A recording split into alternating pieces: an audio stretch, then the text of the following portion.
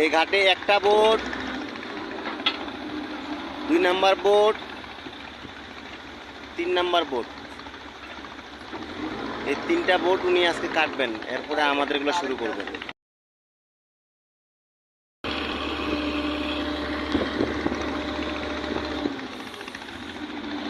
এই ঘাটে একটা boat, 2 number boat, 3 number boat, এই 3টা বোট উনি আজকে কাটবেন, এরপরে আমাদের এগুলো শুরু করবেন।